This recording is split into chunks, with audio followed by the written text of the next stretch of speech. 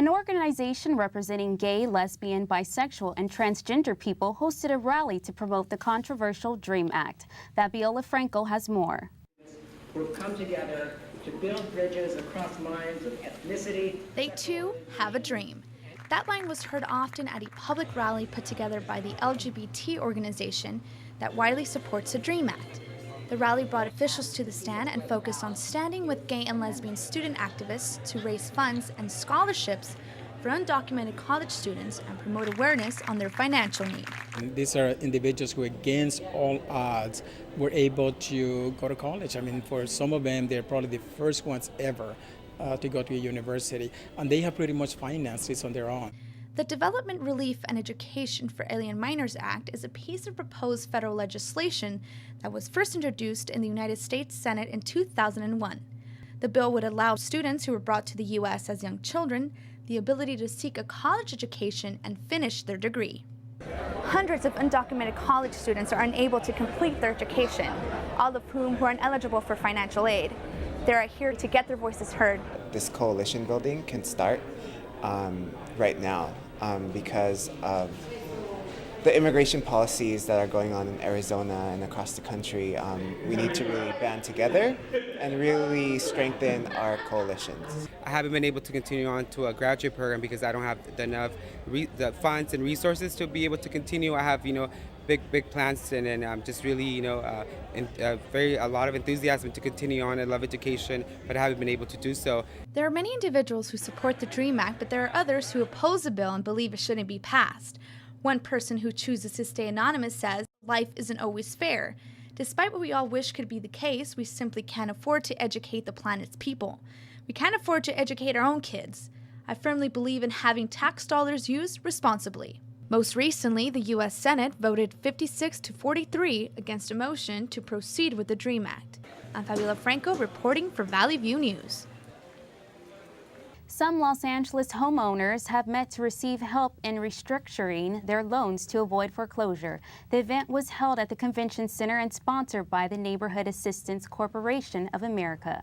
Hundreds of counselors sat down with homeowners to negotiate and process the loan modifications. The event helped 40,000 homeowners last year. CNN News anchor Rick Sanchez has been fired after he made some controversial remarks. In an interview on Pete Dominic's satellite radio show, he said Comedy Central's Jon Stewart is a bigot. Sanchez also mentioned that most media networks, including CNN, are run by Jews who look down on Hispanics like himself. CNN's statement announcing his departure thanked him for his years of service and wished him well. The remains of an 18th century wooden ship that were found at the World Trade Center construction site have been revealed. Researchers say a 32-foot-long timber structure was the back end and bottom corner of what was once to be a trade vessel. It is believed that it traveled up and down the Hudson River and the Atlantic seaboard carrying cargo. Traces of seeds and nuts were found on the ship, as well as a half-penny, identified as a British coin. Experts say the coin was issued during the reign of George II, who ruled England in the 1700s. Coming up, the Jaguars and Colts go ahead to head in a close call for the win. And about 15 million Verizon Wireless customers will be getting some money back. The Student Recreation Center at CSUN is under construction and is expected to open in January 2010. The center will provide room for more fitness equipment for students, staff, and alumni. Valley View's reporter Tadevik Tigranyan has more. With the average of 70 workers per day, work still continues on the $53 million Student Recreation Center at Cal State Northridge. The construction began last year and will open in January 2012. The center will provide fitness opportunities and socialization for students. For me, fitness is a big thing, and I like to stay in shape, and I love to play basketball. The project was proposed through a feasibility study sent out to students in the fall of 2006. The student fees paid for the 118,000 square foot recreation center. Recreation Center Project Coordinator Brianne Knight says that the university had a big need for the project. The facilities that are offered right now are shared use facilities. Academics uses them in the mornings and in the afternoons, and then athletics uses them, and then the recreation sports programs get to use them. A 50-foot rock climbing wall will be seen when students walk into the building. There will also be approximately 20,000 square feet of weight and fitness space, which triples the size of the fitness program offered now. Outside, there will be a 100-foot lap pool and a field complex. Senior project engineer Judd Burton says although the construction has a fluctuating schedule, the project will complete on time. Currently, we're about 1/3 completed with the erection of structural steel, and as soon as we're done with structural steel, we pour the concrete floors of the building and then begin installation of the mechanical, electrical, and plumbing systems. Burton says they complete a mock-up building which has all of the exterior elements for the quality control of all the finishes on the exteriors. Before installation and installment of glass windows, they test waterproof this mock-up seen behind me.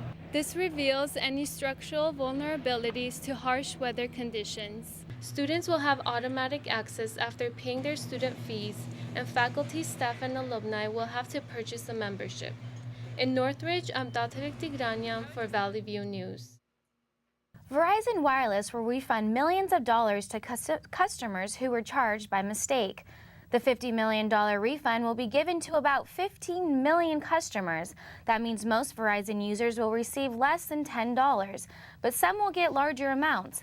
Customers were incorrectly charged for internet access and data usage they did not order. The Federal Communications Commission investigated after receiving an overwhelming number of complaints from customers. The refund is the largest ever paid by a telecommunication provider. Arsonists have torched a mosque in a West Bank village. Palestinians say the suspect hardlined Jewish settlers for writing the word revenge on a wall in Hebrew. The attack is likely to hamper U.S. efforts in Mideast peacemaking between Israelis and Palestinians. The blaze was contained and caused limited damage. A new Los Angeles Times crime database has highlighted 5 West Valley neighborhoods for a recent spike in crime. The crime and violent crimes triggered an alert after several recent rapes and aggravated assaults in Northridge and Canoga Park. Porter Ranch and Winnetka have seen an increase in thefts from vehicles and auto thefts. West Hills also has been hit by a small number of robberies and assaults. The Downtown Art Walk will take place on October 14th in Los Angeles. The Art Walk draws more than 20,000 people to a monthly walk for downtown galleries and night spots. But the future of the Art Walk is uncertain. Not all owners of galleries and restaurants agree that it is a success. David Hernand, a chairman of the Art Walk board, says the event has become hard to manage. The organization has received requests from the Los Angeles Police Department to pick up part of the tab for the police patrols.